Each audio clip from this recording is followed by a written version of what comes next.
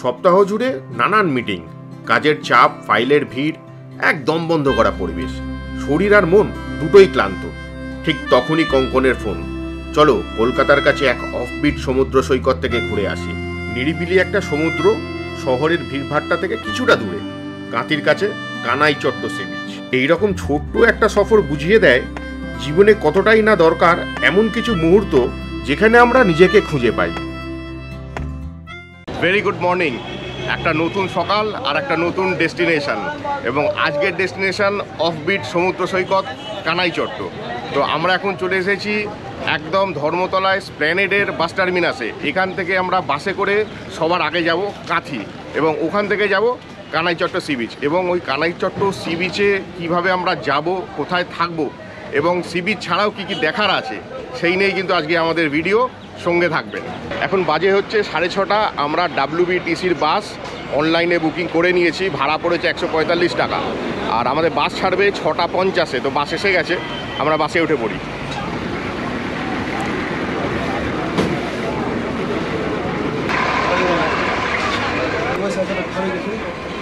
ঠিক 6:50 আমাদের বাস ছেড়ে দিল। তো কলকাতা থেকে কাঁথির ডিস্টেন্স হচ্ছে 143 কিলোমিটার। সময় লাগবে কমপক্ষে 3 ঘন্টা। আর যদি কেউ মনে করেন যে বাসে না গিয়ে ট্রেনে যাবেন, তাদের জন্য আছে 12857 তাম্রলিপ্ত এক্সপ্রেস। প্রত্যেক দিনই সকাল 6:45 হাওড়া থেকে ছাড়ে। আমরা এখন চলে এসেছি রূপসী বাইপাসে। এটা একদম কাঁথিতে অবস্থিত। এখান থেকে কানাইচট্ট সি বিচ 17 কিলোমিটার। সময় লাগে কমপক্ষে 35 মিনিট। আমরা কানাইচট্ট বিচের কাছে থাকবো নিচার স্টে বিচ ক্যাম্পে। তো আমরা ওখানেই বলে রেখেছিলাম যে অটো পাঠিয়ে দেওয়ার জন্য, তো ওনারা অটো পাঠিয়ে দিয়েছেন।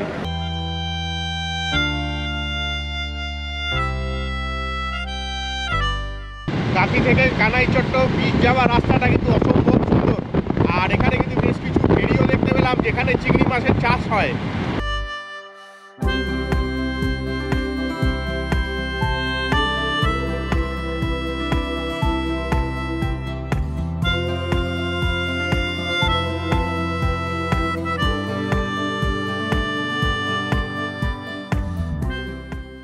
আমরা সাধারণত দীঘা বা মন্দারমণিতে ঘুরতে কিন্তু অভ্যস্ত, তবে এরকম গ্রাম্য পরিবেশ আর তার সাথে সমুদ্র সৈকত সত্যি এক অসাধারণ মেলবন্ধন। কিন্তু একদম চলে এসেছি কানাইচট্ট নেচার স্টে বিচ ক্যাম্পের সামনে। ওই যে বিচ ক্যাম্প দেখা যাচ্ছে, আর অপূর্ব সুন্দর পুরো সোনাঝুরি গাছেতে ঘেরা এই জায়গাটা দেখার মতন।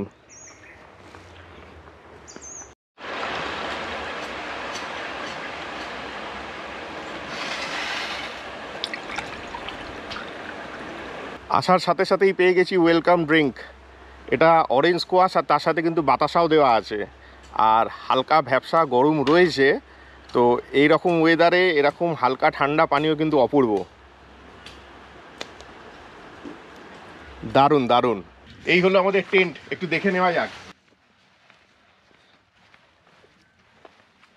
অপূর্ব সুন্দর। আর ঢোকার মুখেই দুটো বসার জায়গা আছে, সুন্দর বেড। যতটা সাইজ আছে আমি আর কঙ্কন আরামসে এখানে থেকে যেতে পারবো। একটা ফ্যান রয়েছে, টাওয়েল আছে, ওয়াটার বটল আছে, গ্লাস রয়েছে, আর একটা কিট দিয়েছে। এটার মধ্যে ব্রাশ আছে, ওয়াইপস আছে, পেস্ট আছে, শ্যাম্পু রয়েছে, সাবান আছে। আচ্ছা, এই টেন্টটা কিন্তু পার হেড থাকা এবং খাওয়া নিয়ে পার ডে 1200 টাকা করে। আর একটা জিনিস হলো যে টেন্টের উপরে কিন্তু ছাউনি রয়েছে, মানে গরমেও কিন্তু কষ্ট হবে না। আচ্ছা, এইখানে কিন্তু টোটাল 8খানা টেন্ট আছে। আর এখানে ওয়াশরুমটা রয়েছে, বেসিন রয়েছে এখানে। ওয়াশরুমটা একবার দেখে নিই। এই হচ্ছে ওয়াশরুম,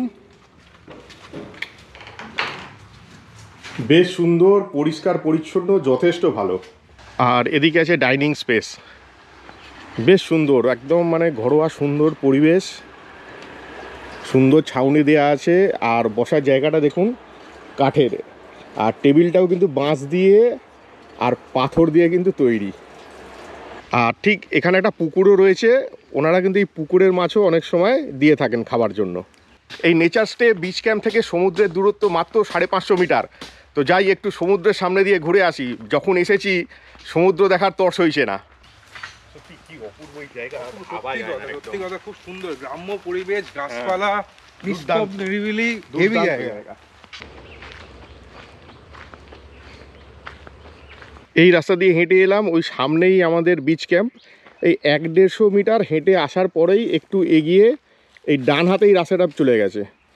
এখান থেকে প্রায় ওই 250 মিটার 300 মিটারের মতো একটু এগিয়ে গেলেই কিন্তু সি বিচটা পড়বে। হাঁটতে হাঁটতে কিন্তু সমুদ্রর একদম সামনে চলে এসেছি এবং যত এগিয়ে আসছি সমুদ্রের গর্জন কিন্তু আস্তে আস্তে শোনা যাচ্ছে। আর দেখুন কি সুন্দর ম্যানগ্রোভ অরণ্য এখানে আছে, আর ওই দেখা যাচ্ছে লম্বা সারি একদম ঝাউবন। আর এই দেখা যাচ্ছে কানাইচট্ট সি বিচ, একদম শান্ত নিরিবিলি ফাঁকা বিচ। আমি আর কঙ্কন ছাড়া কাকেও দেখা যাচ্ছে না। আর এই দেখুন এখন ভাটার সময় জল অনেকটাই পিছিয়ে গেছে, দেখে বোঝা যাচ্ছে যে যখন জোয়ার আসে তখন কিন্তু জল প্রায় এই সামনে চলে আসে। এখন জলটা কিন্তু অনেকটাই পিছিয়ে গেছে, অপূর্ব সুন্দর। আর দেখুন ফাঁকা একদম প্রান্তর, মানে যদি শান্ত নিরিবিলি পরিবেশে কাটাতে চান এই জায়গা একেবারে আদর্শ। এখন ভাটার সময় তাও নেমে পড়লাম জলের মধ্যে পা ভেজানোর জন্য। ছোট ছোট ঢেউ, তবে এই সময়টা স্নান করতে গেলে অনেকটা দূরে চলে আসতে হয়, না আসাটাই ভালো। যখন একদম পাড়ের কাছে জল চলে আসে জোয়ারের সময়, ওই টাইমটা তবুও স্নান করাটা অনেক নিরাপদ, এতটা দূরে না আসাই ভালো।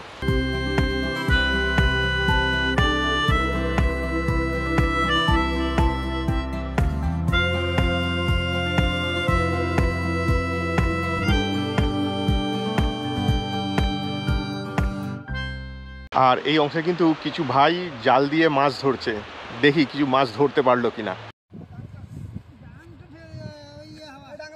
তবে এই বিচে কিন্তু লাল কাঁকড়াও দেখা যায়, এই মুহূর্তে আমরা দেখতে পাচ্ছি না। এবং পশ্চিমবঙ্গের যে বিচগুলো আছে যেগুলো খুব পপুলার, সেই সব বিচে কিন্তু আস্তে আস্তে এই ঝাউবন, লাল কাঁকড়া এইগুলো উধাও হয়ে যাচ্ছে। তবে এই জায়গাগুলো কিন্তু এখনও বেঁচে আছে এবং আমাদেরকে কিন্তু এই প্রকৃতিকে বাঁচিয়ে রাখতে হবে। এখানে ঝাউবনটা কিন্তু বেশ ঘন, আর ওই যে দূরে কঙ্কনকে দেখা যাচ্ছে অনেক দূর। আর রয়েছি আমি, লোকাল 1-2 মানুষ ছাড়া কিন্তু ট্যুরিস্ট বলতে আর কেউ নেই। ট্যুরিস্ট বলতে কিন্তু আমি আর কঙ্কন। আর এই হচ্ছে ঝাউবন, একটু ঝাউবনটা ঘুরে দেখি কেমন। বেশ কয়েকদিন ধরেই ভাবছিলাম যে কলকাতা থেকে খুব কম দূরের মধ্যে একটা কোনো অফবিট জায়গায় যাব। তো এই জায়গাটা সত্যি এত শান্ত নিরিবিলি পরিবেশ, আমি চাইছিলাম যে একটু ফাঁকা জায়গায় একদিন কাটাবো। তো সত্যি এই জায়গাটা বেশ সুন্দর এবং জায়গাটা যথেষ্ট পরিষ্কার পরিচ্ছন্ন, পরিবেশ বেশ ভালো। লোকাল 1-2 মানুষের সঙ্গেও কথাবার্তা বললাম, খুব সুন্দর তাদের ব্যবহার। তো জায়গাটা কিন্তু সত্যি মানে 1-2 দিনের ঘুরে যাওয়ার জন্য একদম ঠিকঠাক। দেখি অনেক দূরে কঙ্কন অনেকক্ষণ ধরে দাঁড়িয়ে আছে একদম সমুদ্রের সামনে, আনন্দ নিচ্ছে। তো ওর সঙ্গে একটু কথা বলি, কেমন ওর এক্সপেরিয়েন্স। অপূর্ব কিন্তু দাদা এই জায়গার সৌন্দর্য। হ্যাঁ, তবে একটা জিনিস, কলকাতার এত কাছে অফবিট একটা ডেস্টিনেশন আগে সেইভাবে জানতাম না।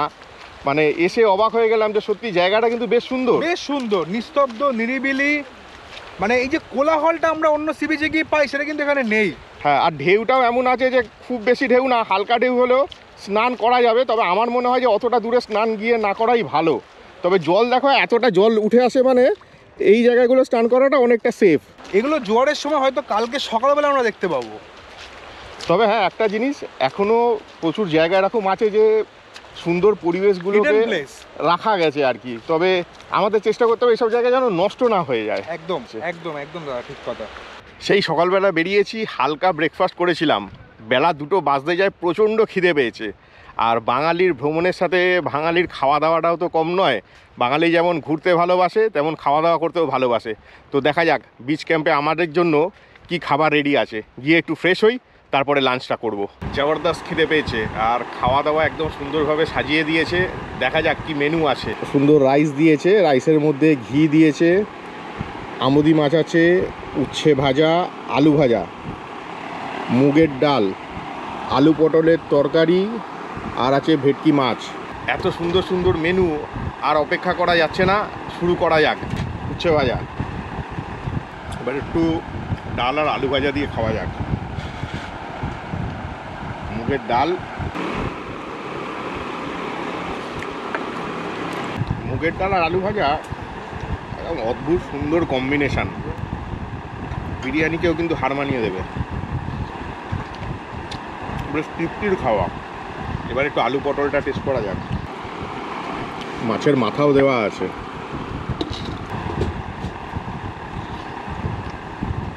মাছের মাথা দিয়ে আলু পটল টেস্ট অসাধারণ একদম।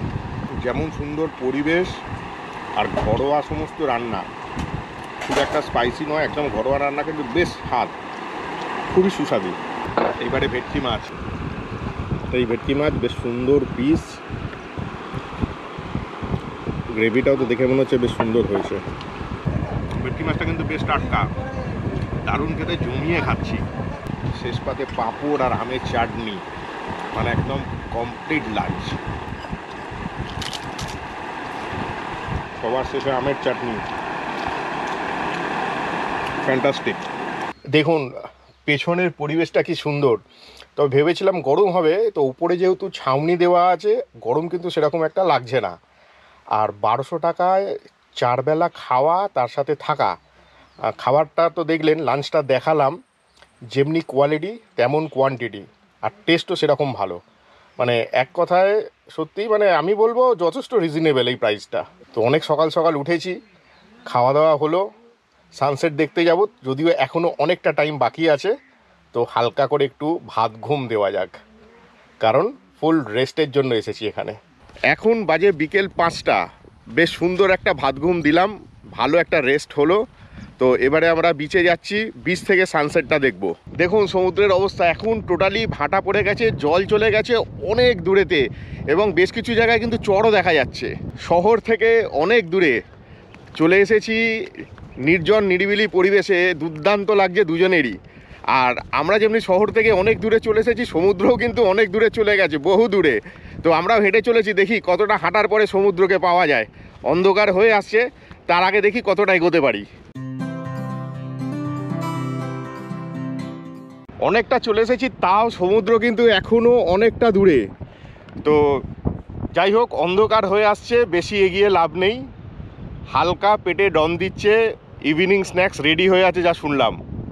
তো আবার আমাদের বিচ ক্যাম্পের দিকে ফিরে যাওয়া যাক।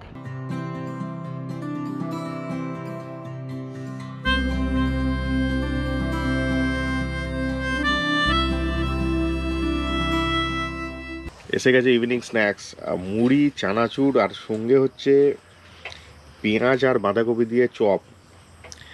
আর বাঙালির ইভিনিং স্ন্যাক্সের এটাই কিন্তু সেরা, মানে মুড়ি আর চানাচুর যে কোনো জায়গায় চলে, অপূর্ব।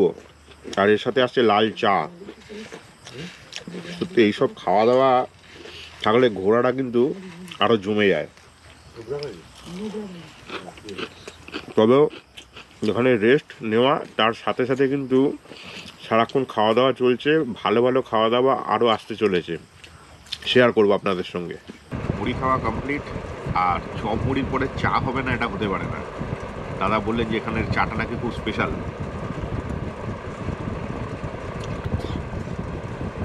তো কিছুক্ষণের মধ্যে বারবিকিউ রেডি হবে, আমরাও একটু চেষ্টা করব হাত লাগিয়ে রেডি করার, কারণ যে কোনো জিনিস খাওয়ার আগে যদি নিজেরাও একটু বানাতে পারি ভালো লাগে।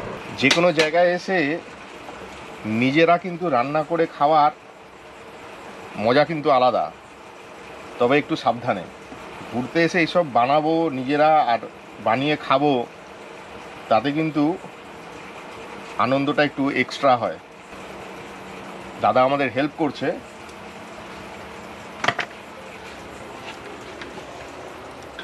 মশলাটা ভালো মাখিয়েছে, একটু হোক, তারপরে বাটার লাগাতে হবে।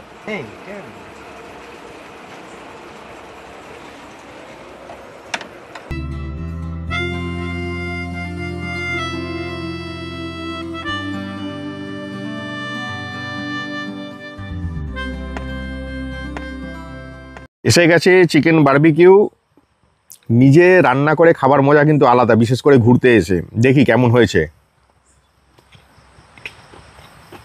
দুর্দান্ত হয়েছে, যেমন সফট সেরকম জুসি। আর একটা জিনিস বলে রাখি, এখানে 1 কিলোর দাম হচ্ছে 600 টাকা, কিন্তু আমরা দুজন আছি, 1 কিলো খাওয়া সম্ভব না, হাফ কিলো অর্ডার দিয়েছি, 300 টাকা। আর কোয়ান্টিটি দেখুন, অলরেডি আনতে আনতে কয়েকটা খেয়েও নিয়েছি, তাও কোয়ান্টিটি যা আছে আমি বলবো সাফিসিয়েন্ট। আর এখানে হচ্ছে খাওয়া দাওয়া, ঘুম আর রেস্ট, আর তার সাথে টুকটাক ঘোরা বেড়ানো, জায়গাটা আদর্শ। আর খাওয়া তো শেষ হচ্ছেই না, এটা খাবো আবার চলে আসবে ডিনার, দেখা যাক ডিনারে কি চমক থাকে। বারবিকিউ খেয়ে কঙ্কনের সঙ্গে ছুটিয়ে অনেকক্ষণ আড্ডা মারলাম, প্রায় 10টা বাজতে যায়। এবারে ডিনার করতে হবে, অলরেডি আমরা লেট। ডিনার করে নিয়ে তাড়াতাড়ি আজকে শোবো, কারণ কালকে কিন্তু সানরাইজ দেখার ব্যাপার আছে এবং প্ল্যান করছি কালকে কিন্তু সাইট সিনটাও করবো, করে কলকাতা ফিরবো। তো দেখি ডিনারের জন্য একটু দাদাকে বলি যে তাড়াতাড়ি অ্যারেঞ্জ করার জন্য, অলরেডি আমরা অনেকটা লেট হয়ে গেছি, শুতে হবে। ডিনার চলে এসেছে, খাওয়া দাওয়ার ওপরেই রয়েছি সারাদিন। তো খুব ভালো মেনু হয়েছে, একটু দেখিয়ে নিই। ভাত আছে, ঢেঁড়স ভাজা, স্যালাড, কুমড়োর ঘন্ট, ডাল আর চিকেন। তো আর বেশি দেরি করবো না, তাড়াতাড়ি খাই, খেয়ে দিয়ে কিন্তু ঝুমিয়ে ঘুম দিতে হবে, কারণ সকাল সকাল 5টার সময় উঠে কিন্তু সানরাইজটা দেখতে যাব। দুর্দান্ত খাওয়া দাওয়া করলাম, সারাক্ষণ খেয়েই চলেছি। এখানে যদি কিছুদিন থাকি ওয়েটটা বেড়ে যাবে। ডায়েটিং একেবারেই বন্ধ হয়ে গেছে, কলকাতায় ফিরে কিন্তু আবার স্টার্ট করতে হবে। আর খাওয়া দাওয়া নিয়ে নতুন করে কিছু বলার নেই, খাওয়া দাওয়া সত্যি খুব ভালো এবং সারাদিনটা দারুণ এনজয় করলাম। এই মুহূর্তে প্রচণ্ড টায়ার্ড হয়ে আছি। তবে একটা জিনিস বলবো, এখানে এসে যেটা ফিল করলাম, ইভিনিংয়ে কিন্তু যখনই অন্ধকারটা হয়ে গেল তারপরে কিন্তু বিশেষ কিছু করার মতো এখানে নেই। তো 2-3 জন না, আমার মনে একটা গ্রুপ করে এলে এখানে কিন্তু খুব ভালো এনজয় করা যাবে। 1-2 জন এলে একটুখানি বোরিং হওয়ার একটা সম্ভাবনা আছে। তো আমার মনে হয় এই জায়গাটা গ্রুপ নিয়ে আসা সবচেয়ে ভালো। তো খুব টায়ার্ড, এবারে ঘুমাবো, দেখা হচ্ছে কালকে সকালে। ভেরি গুড মর্নিং, সকাল 5টা 20। সারা রাত ঘুমিয়েছি, তবে বেশ ঠান্ডা ঠান্ডা এমন ওয়েদারটা ছিল, মাঝে মাঝে ঘুম ভেঙে যাচ্ছিল। তো এখন যাচ্ছি সি বিচে, দেখি সানরাইজটা দেখা যায় কি না। বাড়িতে যখন থাকি এত সকাল সকাল ওঠার তো অভ্যেস নেই, তবে এখানে এসে এই পরিবেশের মধ্যে দিয়ে এত সকাল সকাল হাঁটা আর সুন্দর আকাশটা দেখে সত্যি মনটা খুব ভালো লাগছে। এখনও কিন্তু ভাটা চলছে, সমুদ্রের একদমই ঢেউ নেই। তবে একটা জিনিস মাথায় রাখবেন, দীঘা, পুরী বা মন্দারমণির মতো কিন্তু এখানে উত্তাল সমুদ্র নয়। যদি কেউ সেইভাবে স্নান করতে চান, সেই স্নান কিন্তু এখানে উপভোগ করা যাবে না। তবে হ্যাঁ, কিছুটা করা যায়, সেইভাবে কিন্তু করতে পারবেন, এটা মাথায় রাখবেন। আর আকাশের মুখ ভার, জানি না সানরাইজ দেখতে পাবো কি না।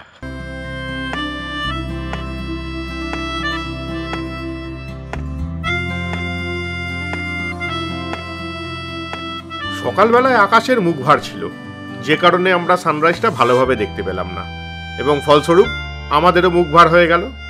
অগত্যা মনের দুঃখ নিয়ে ফিরে গেলাম বিচ ক্যাম্পের দিকে, কারণ ব্রেকফাস্ট অপেক্ষা করছে।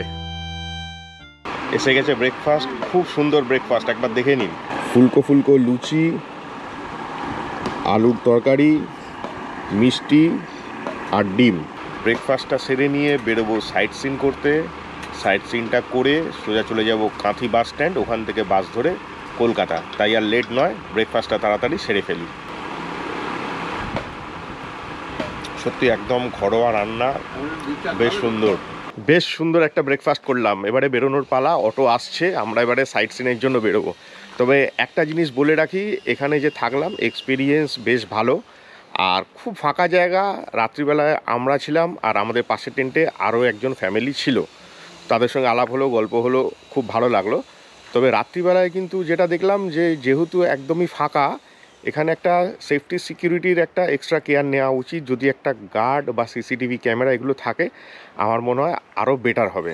আর একটা জিনিস বলে রাখি, যে আমরা যে সাইট সিন করবো, সাইট সিন করে আমাদেরকে নামিয়ে দেবে কাঁথি বাস স্টপে। এইটার জন্য আমাদের কাছ থেকে নিচ্ছে 600 টাকা, মানে dropping plus sightseeing. Sightseeing করার জন্য আমরা অটো করে রওনা দিয়ে দিয়েছি। আমাদের প্রথম ডেস্টিনেশন বাকিপুর সি বিচ। এবার একটু দেখে নেওয়া যাক বাকিপুর সমুদ্র সৈকত। আর রাস্তাটা দেখুন, একটুখানি এখান দিয়ে উঠে দেখতে পাবো আমরা।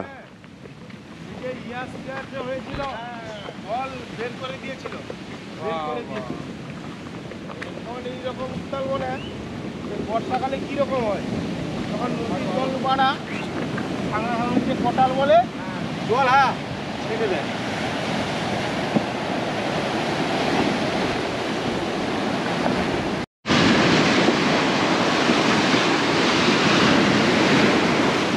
আর এদিকটায় বসার জায়গা আছে, এইখানটায় বসে কিন্তু খুব সুন্দরভাবে সমুদ্রটাকে উপভোগ করা যাবে।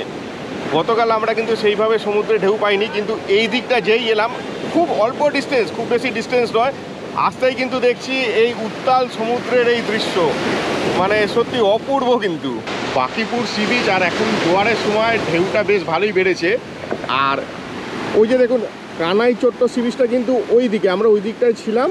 এখন অটো করে এই সাইড দিয়ে আমরা এসেছি বাকিপুর সি বিচে।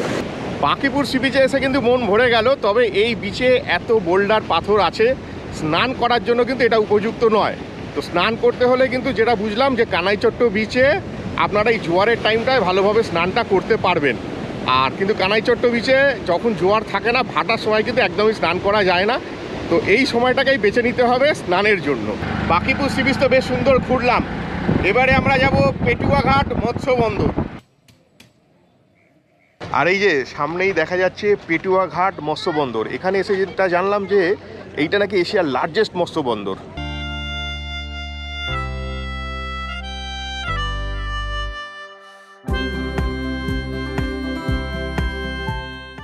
এখন আমরা দাঁড়িয়ে আছি একদম পেটুয়াঘাট মৎস্য বন্দরের ভেতরে, এবং দেখুন কত ট্রলার এখানে কিন্তু দাঁড়িয়ে আছে। আর আমরা তো বাজারে গিয়ে খুব সহজেই মাছ কিনে নিয়ে চলে আসি, কিন্তু এখানে এই ট্রলারগুলো সমুদ্রে যায় এবং দিনের পর দিন সেখানে থেকে কষ্ট করে মাছ ধরে। পেটুয়াঘাট মৎস্য বন্দর থেকে এবারে আমরা যাচ্ছি দরিয়াপুর লাইট হাউস। আমরা এখন চলে এসেছি দরিয়াপুর লাইট হাউসের একদম সামনে। তবে একটা ইনফরমেশান দিয়ে রাখি, আমরা তো আজকে সকালবেলা সাইট সিন করতে বেরিয়েছি, কিন্তু যদি এখানে ভেতরে ঢুকে ওপরে উঠতে হয় লাইট হাউসের, তাহলে কিন্তু 3টে থেকে 5টা, মানে দুপুর 3টে থেকে বিকেল 5টা এর মধ্যে আপনাদেরকে কিন্তু আসতে হবে, তবেই আপনারা এখানে প্রবেশ করতে পারবেন। আর এখানে ঢুকতে গেলে কিন্তু টিকিট মূল্য আছে, যেটা আপনাদেরকে আমি দেখিয়ে দিচ্ছি। এইখানে কিন্তু ভেতরে প্রবেশ করতে হলে বিকেল 3টে থেকে 5টার মধ্যে আসতে হবে। আচ্ছা, প্রবেশ মূল্যটা একবার দেখিয়ে দিচ্ছি। অ্যাডাল্টসের জন্য 10 টাকা, আর শিশু হচ্ছে 5 থেকে 8 বছর যাদের বয়স তাদের জন্য 3 টাকা। ক্যামেরা নিয়ে ঢুকলে 20 টাকা, ভিডিও ক্যামেরা 25 টাকা, আর ফরেনারদের জন্য 25 টাকা।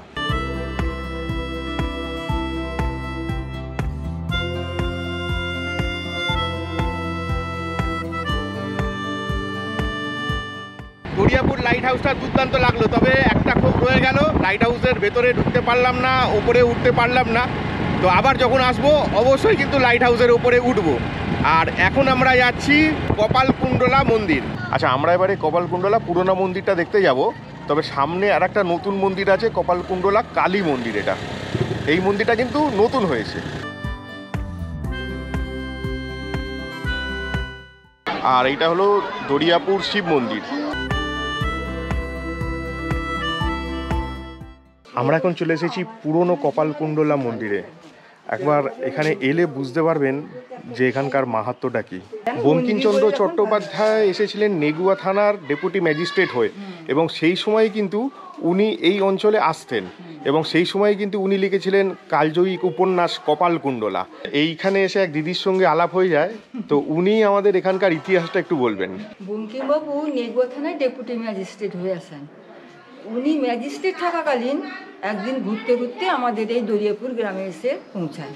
দরিয়াপুর গ্রামে একটা মানে প্রাইমারি স্কুল শেখার ছিল, মানে আগে বাংলো।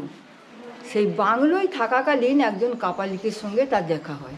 কাপালিকের মুখ থেকে তিনি যা ঘটনা শুনে তাঁর এই উপন্যাস। সত্যি বঙ্কিমচন্দ্র চট্টোপাধ্যায়ের স্মৃতি বিচরিত এই স্থান থেকে আমরা আপ্লুত হয়ে গেছি। অবশ্যই এখানে এলে ঘুরে যাবেন এই কপালকুণ্ডলা মন্দির।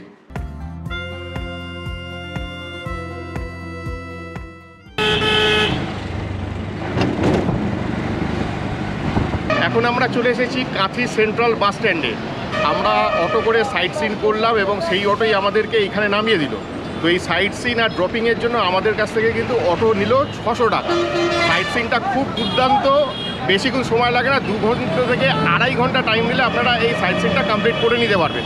তবে একটা ইনফরমেশন দিয়ে রাখি, এই সেন্ট্রাল বাস স্ট্যান্ডে এসে কিন্তু সঙ্গে সঙ্গে টিকিট পাওয়া খুব চাপের ব্যাপার, হুট করে টিকিট পাওয়া যায় না। তো সবচেয়ে ভালো আপনারা আগে থেকে রেড বাস থেকে বুকিং করিয়ে রাখবেন। কাঁথি থেকে কলকাতা বা দীঘা থেকে কলকাতার বাসে বুক করবেন, এবং বুক করার পরে আপনারা ওখানে কিন্তু বাসের নাম্বার এবং ফোন নাম্বার পেয়ে যাবেন।